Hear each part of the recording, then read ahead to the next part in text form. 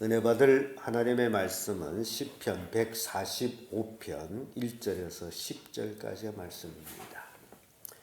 시편 145편 1절에서 10절까지의 말씀 찾으셨으면 교독합니다. 제가 먼저 읽습니다.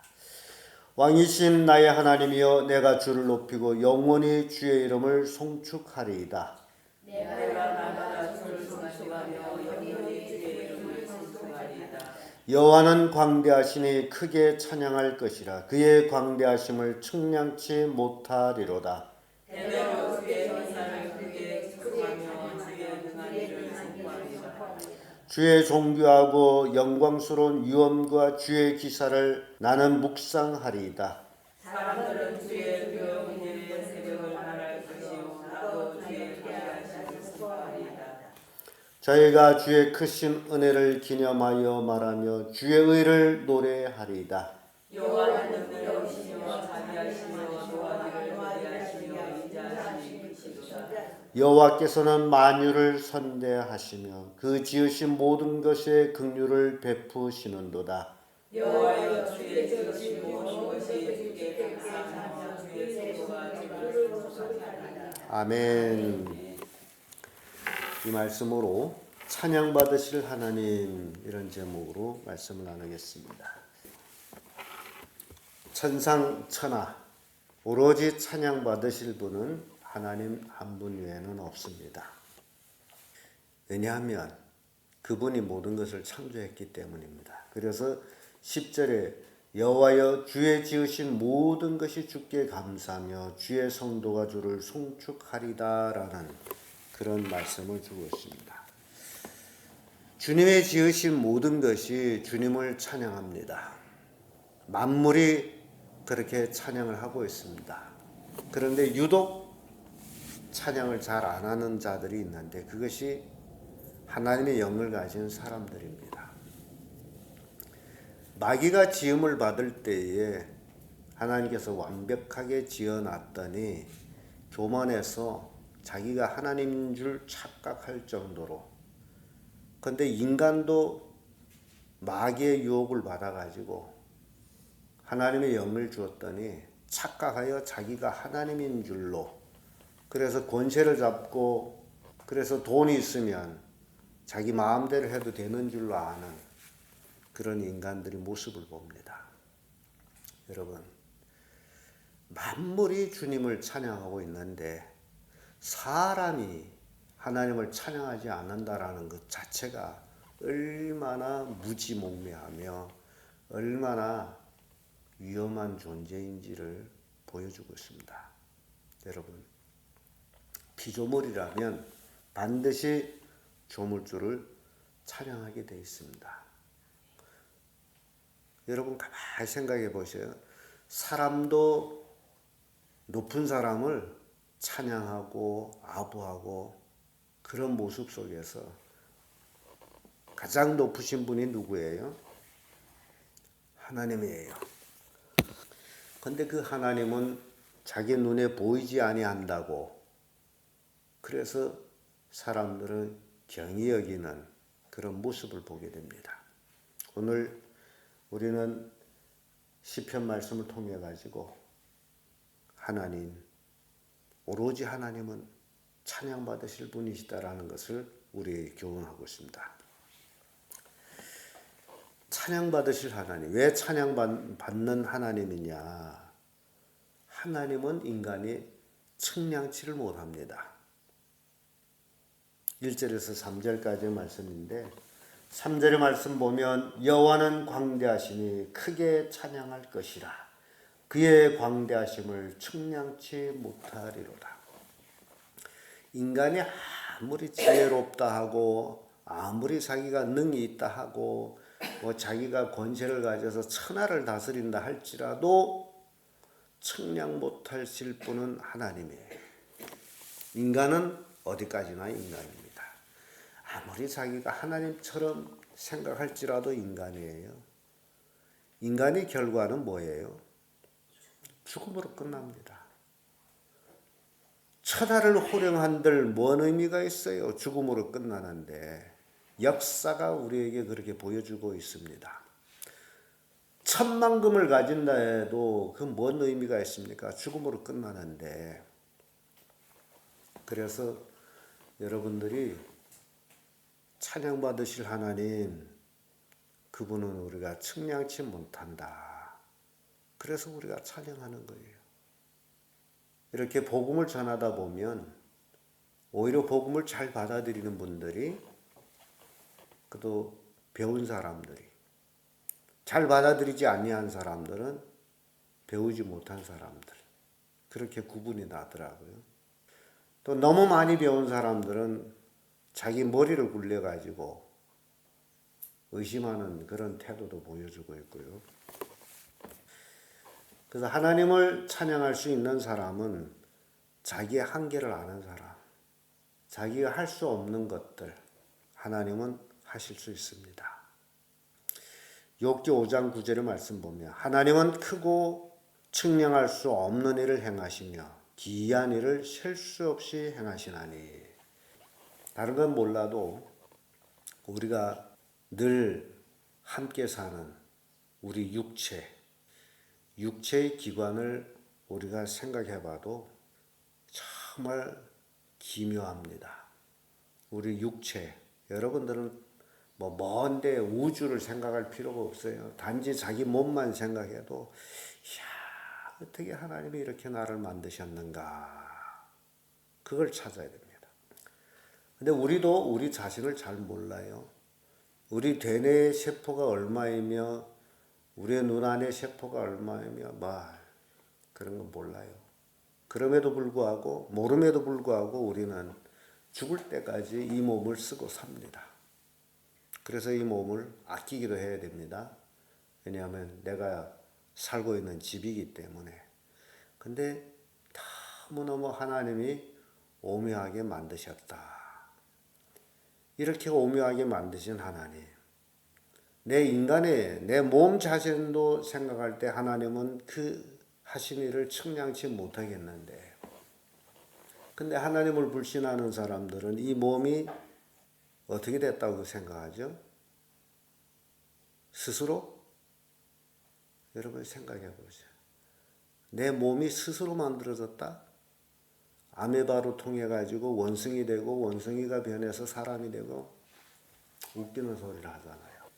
하나님이 없다라고 하기 위해서 그런 마귀의 유혹을 사람들은 받고 있다라는 겁니다.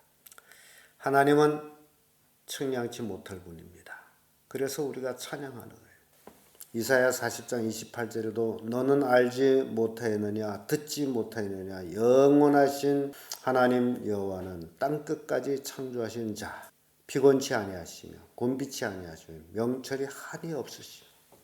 하나님이 그 창조를 우리가 볼 때에 그 명철이 한이 없습니다.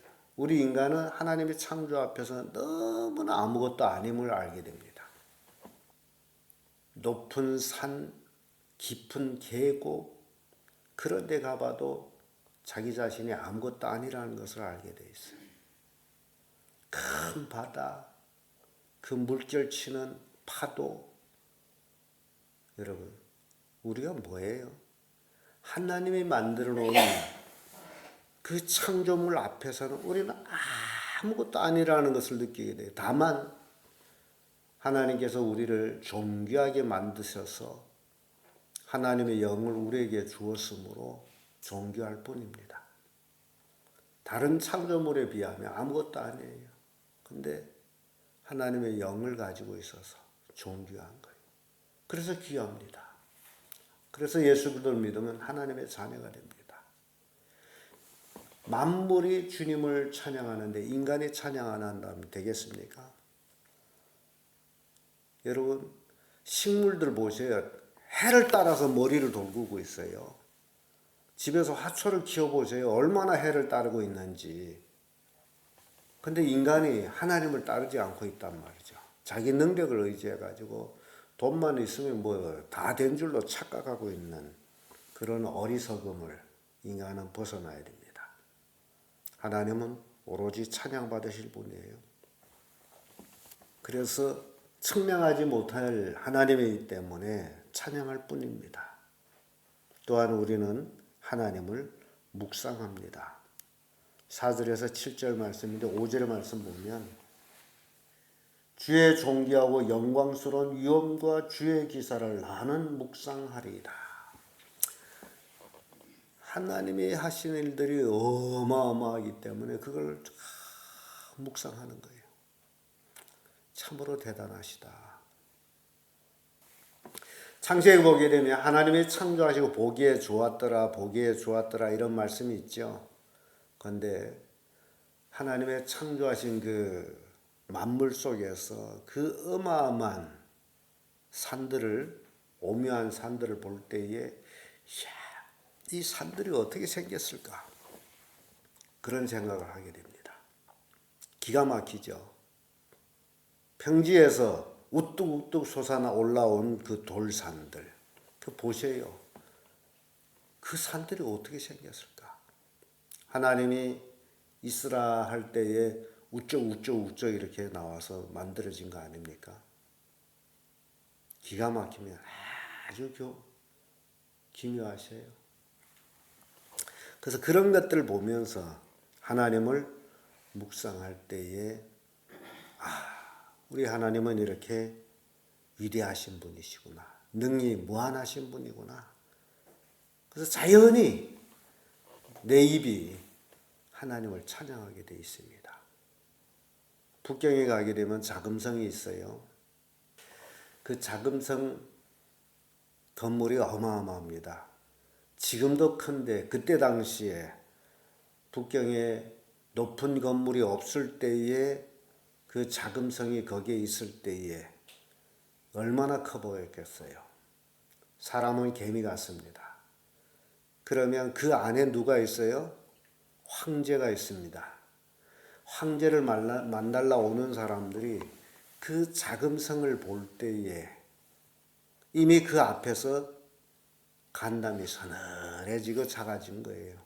근데 거기를 이렇게 들어가다 보면 지금은 문턱을 많이 낮췄습니다만 관광객들을 위해서 그 당시에는 문턱이 사람이 가르타고 건너가야 될 정도로 문턱이 높아요. 그 얘기인데 아무나 거기에 못 들어간다. 또 아무나 들어갔다 마음대로 못 나온다. 그걸 보여주는 겁니다.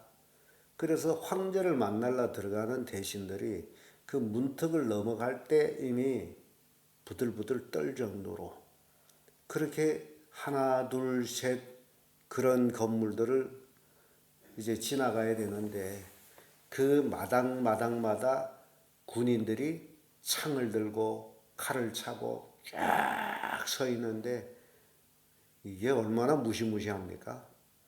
그러다가 또 황제 앞에 가서는 청개가 기가 막힌 데를 용으로 통돌로 용을 만들어 놓은 그 옆으로 올라가는데 결국 거기까지 가서는 벌벌 계속 올라가서 황제를 만나는 거예요. 황제를 만나고 살아나올지 죽어 나올지 황제의 마음이에요. 그러니까 땀방울이 뚝뚝뚝뚝뚝 간담이 선을 사람이 사람을 만나는데도 그래서 사람을 위험 있게 만들기 위해서 건물을 어마어마하게 크게 만든 겁니다. 사람도 그렇게 만드는 자기를 위험 있게 보이기 위해서 그렇게 건물을 어마어마하게 그래서 사람들이라는 것은 큰 데 가서 자기가 작아짐을 느낍니다. 그런데 우주 만물을 만드신 하나님 앞에서 사람들이 교만하고 있다라는 게 말이 되냐. 그래서 하나님을 묵상해야 돼요. 우리 찬양 받으실 하나님에 대해서 잘 묵상해야 됩니다. 그래야 하나님이 어떠한 분인지를 더 깊이 이해하게 되는 거예요. 시편 77편 12절에 주의 모든 일을 묵상하며 주의 행사를 깊이 생각하리이다. 깊이 생각하는 거예요. 레기 11장에 가서는 하나님께서 이스라엘 백성들에게 먹어야 될 정한 짐승과 먹지 못할 부정한 짐승에 대해서 얘기합니다. 그 먹어야 될 정한 짐승에 대해서는 꼭 그런 얘기 있습니다. 쪽발이고 책임지라는 것은 너에게 정한 것이므로 먹어라. 쪽발이고 뭘 먹으라는 거예요? 책임지라는 것. 그 의미가 굉장히 중요합니다. 굽이 갈라졌다. 그게 쪽발이에요. 굽이 갈라진 것. 오늘날 교회는 에클레시아입니다. 에클레시아, 헬라말로 교회라는 단어가 에클레시아예요. 그 뜻은 세상에서 빼내서 따로 모이게 한 무리입니다. 세상과 한쪽이 된 무리가 아니라 따로 된 무리에게 쪽발이에요. 갈라진, 굽이 갈라진 무리예요. 갈라졌어요. 이해가 됩니까? 에클레시아는 세상 속에 있는 것이 아니고 세상에서 하나님 빼내서 따로 모이게 한 무리가 에클레시아입니다. 갈라졌어요. 이 갈라진 무리들이 뭐 하느냐? 굽이 갈라지고 뭐 하라 그랬죠? 책임질. 하나님 말씀 묵상하는 자들이에요. 깊이 생각하는 거예요. 여러분들이 신앙생활이라는 것은 들은 하나님의 말씀을 깊이 묵상하면서 그 속에서 하나님의 음성을 듣는 겁니다. 묵상 안 하면 못 들어요. 그래서 책임질 하는 거예요. 소가 모이를 먹고서 그걸 책임질 하는데 최소 46번 정도 합니다. 하나님 말씀을 우리가 그렇게 묵상하는 자들이 되어야 돼요. 이해가 됩니까? 성경이 그렇게 우리에게 보여주고 있는 건데, 아침에 와서 새벽에 와서 말씀 듣고 집에 가서는 말씀에 대한 묵상도 없고 그러는 게 아니라 그 말씀을 깊이 묵상하는 거예요. 책임지라는 겁니다. 읽고 또 읽고 읽고 또 읽고 소가 46번 책임지란다면 우리도 그 말씀을 읽고 또 읽고 읽고 또 읽고 생각하고 기도하고 그러다 보면 그 속에서 하나님이 나에게 하시는 음성을 듣게 되는 거예요. 그러면 그 말씀을 붙들고 살면 승리입니다. 하나님을 영화롭게 해요. 그게 묵상이에요. 그래서 소는요, 소를 보면 소는 일할 때는 안 해요. 쉬는 시간. 소는 쉬는 시간만 되면 책임지래요. 그래서 우리 인간도 일할 때는 묵상을 못하기 때문에 잠깐 쉬는 시간이라도 묵상하기를 바랍니다. 우리가 짐승들한테서 받을 교훈들이 굉장히 많아요.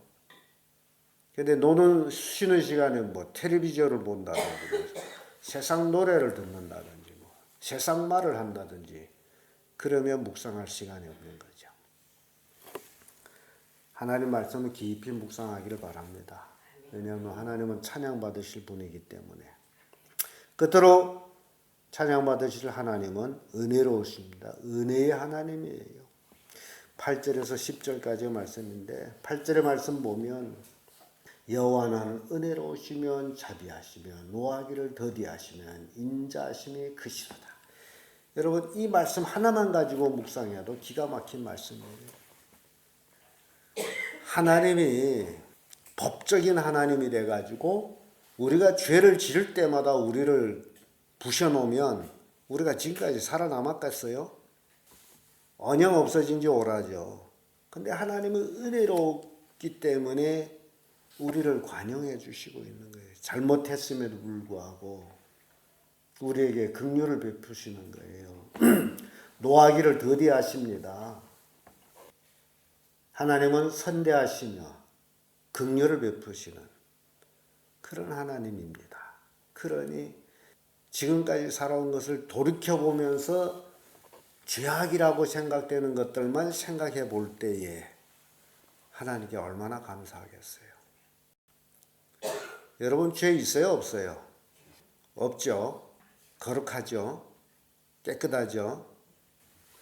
털어보시고 죄투성이 아닌가.